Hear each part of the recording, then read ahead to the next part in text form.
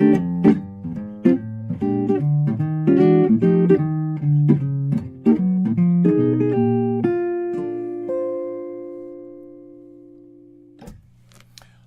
I'm Sean McGowan. In this lesson, we're going to learn how to build some basic jazz bass lines, apply them to progressions, and even play walking bass lines with chords on top. In the following examples, we'll learn and practice some different approaches to creating bass lines in a jazz context. We'll work through different types of bass lines that create a strong swing feel, a standard ingredient in jazz repertoire. We'll also work through some techniques and articulations to enhance our rhythm and time to really approximate the sound of a bassist. Finally, we'll play some guide tone chord voicings over a walking bass line, creating a full piano-like approach to accompaniment and solo guitar arrangements.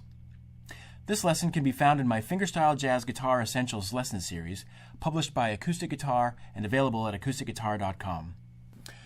As we start building bass lines, we're going to focus on basic 4/4 time, but once you've learned the techniques in this lesson, you'll find that they can be easily adapted to work in any time signature. To start, let's agree to play the root of the chord on the first beat of each measure. This will ensure that we're stating the harmony of the song. The next few examples are going to focus on the fourth beat of the measure, the second most important beat of a bass line, because it often includes an approach note that leads us to the next chord.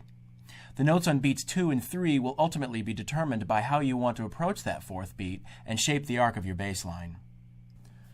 The first type of approach note we're going to examine, the scale tone approach, involves playing a scale tone a single step above or below the note you're going to be playing on the downbeat of the following measure.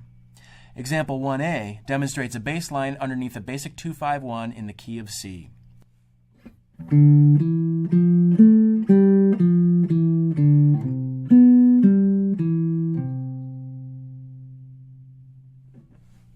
The line begins with a D on beat 1, the root of the D minor 7 chord.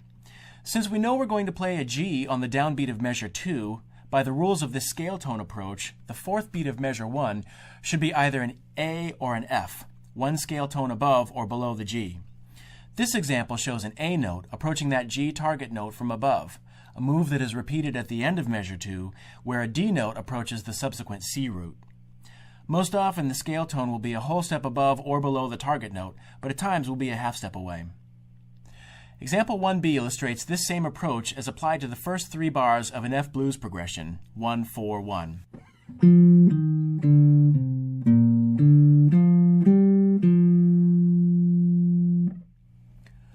Examples 2A and 2B show the same progressions using a scale tone approach below the target notes.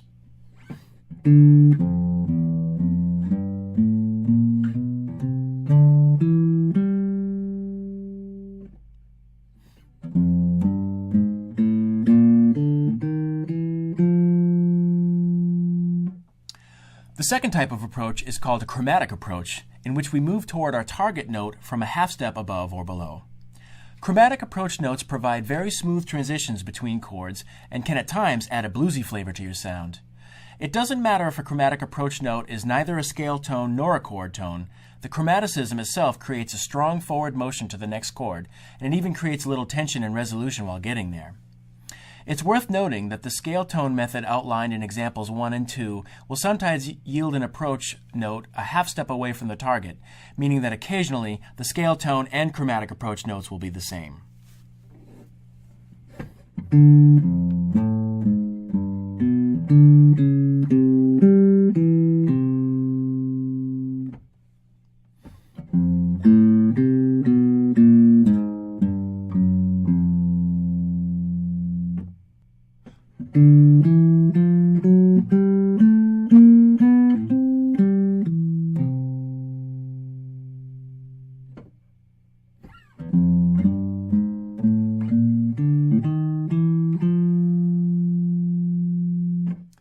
Example 5 shows a third type of approach note called a dominant approach.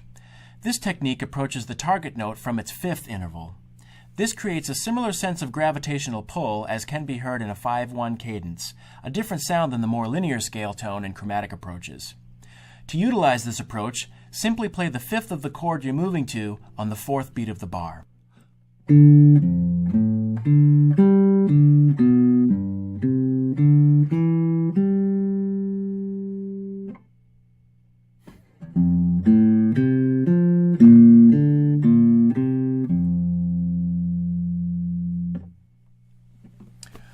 One common way to play a jazz bass line, particularly under the melody in a solo guitar setting, is to play in two. This simply means to play half notes with occasional quarter notes to keep things propelling along. Example 6 shows a bass line played in two over a 12-bar jazz blues, similar to the regular 12-bar blues form heard in rock, roots, and blues music, with just a few additional chords to spice up the form. In the measures that feature just two notes, let's consider the half notes on beat 3 to be our approach notes for the downbeat of each following measure. Each of the three different kinds of approach notes can be found here: scale tone approaches from above and below, chromatic approaches from above and below, and dominant approaches. Play through and analyze this example and try to determine the approach used in each measure. A 1, 2, a 1, 2, 3, and...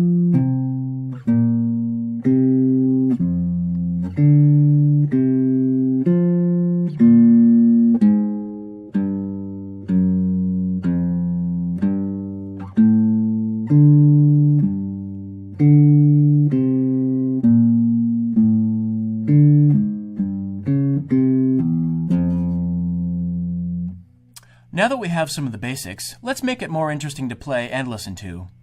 Jazz bassists use a variety of techniques and articulations in bass lines to help add rhythm and life to the music, as shown in this next example.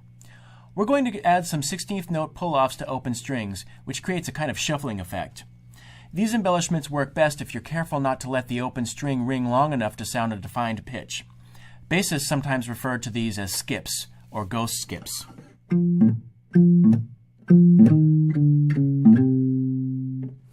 They're intended to be more of a rhythmic device to help move the time along.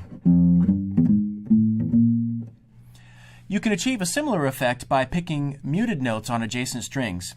To do this, slightly mute the strings with your picking hand and pluck the ghost note quickly before plucking the next downbeat.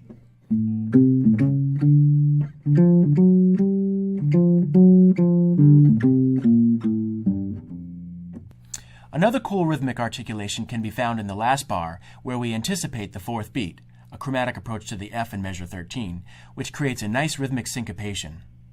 A 1, 2, a 1, 2, 3, and...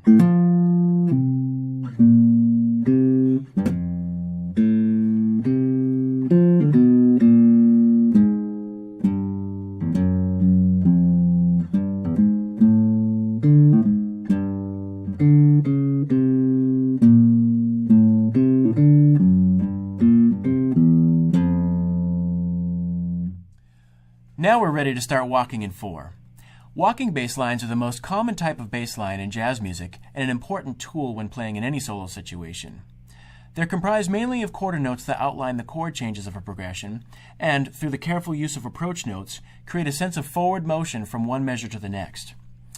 Now that we've had a chance to look at some easy bass lines in 2, let's try building a walking 4 bass line over a blues progression.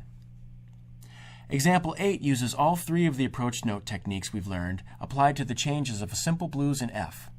For the most part, we want to keep our bass lines on the two bottom strings. This creates a thicker tone and also makes good practice for moving efficiently up and down the fretboard. You'll notice at times certain bass notes, particularly passing tones, will imply other chord changes along the way.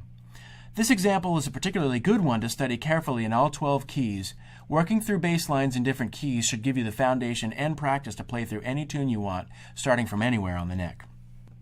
A 1, 2, a 1, 2, 3, and...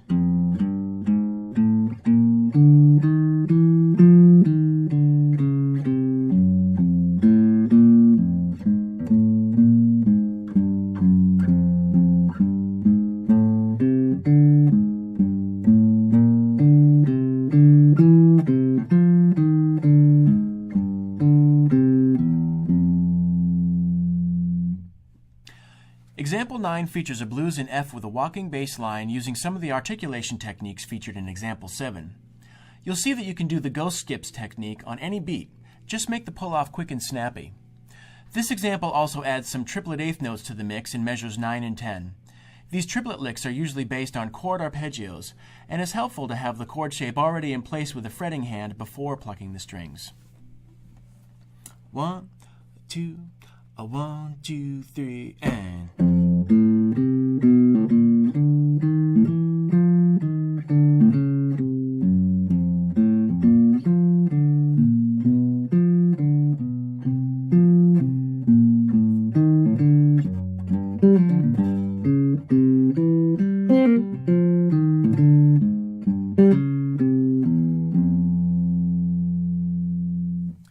Now we're ready to add some chords on top.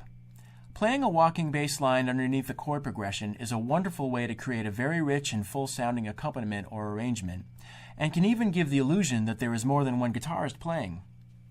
Example 10 is an F blues with extended guide tone voicings on top of a walking bass line.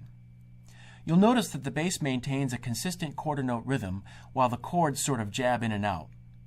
The chords that fall on upbeats create the same type of syncopation and forward motion created by the different articulations that we checked out in previous examples. This example requires some fairly quick chord switching, so be sure to start out with a slow tempo and focus on being fluid with your fingerings. A 1, a 2, a 1, 2, 3, and...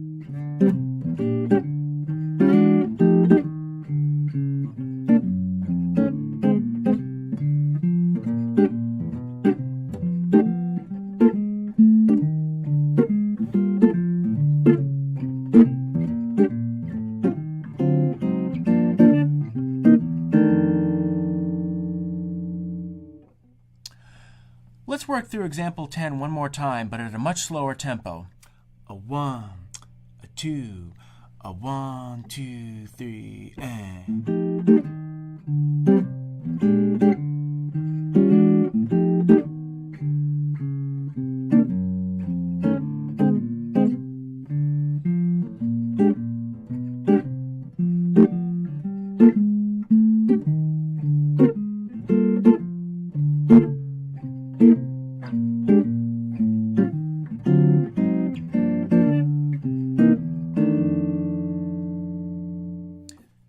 Finally, we have an F blues arrangement that features everything but the kitchen sink. Blues in the Kitchen uses bass line articulations and triplet fills, plus lots of guide tone chord voicings in the chorus. If you're playing a blues tune with several repeating choruses, you may want to build up to a full-sounding arrangement like this. For example, you could play the first couple of choruses with the bass line in 2, work up to a walking 4 bass line, and finally to a walking bass line with chords on top. Layering elements in a manner such as this will add a great sense of motion, density, and sophistication to your solo guitar arrangements, plus it'll make you an in-demand accompanist. A 1, a 2, a 1, 2, 3, and...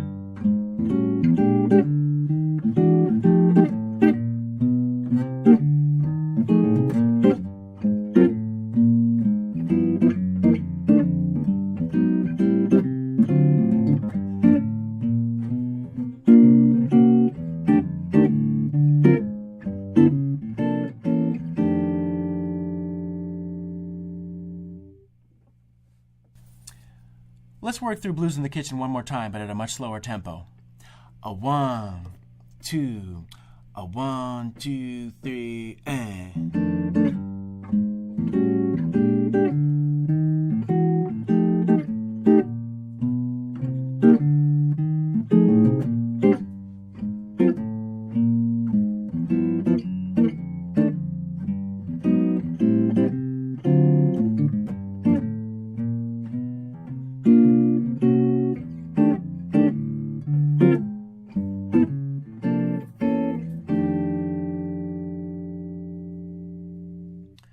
Let's take a quick look at some of the rhythmic articulations in this example that we've covered so far.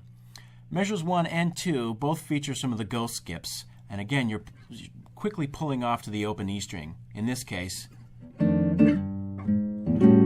it's just sort of lifting off the string.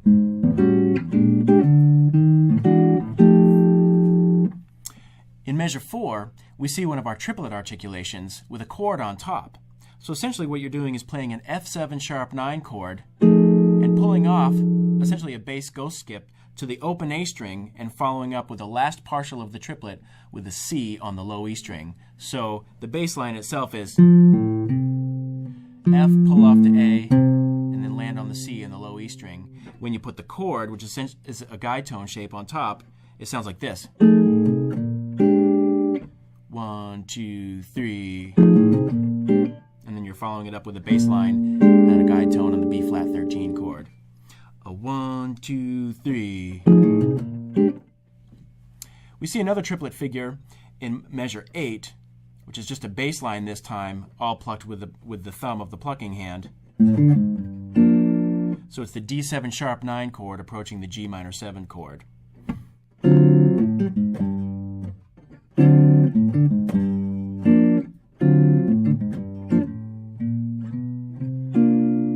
Regarding the bass triplet, you could articulate that in a couple of different ways. You could use your thumb and finger, or just fingers, or just thumb.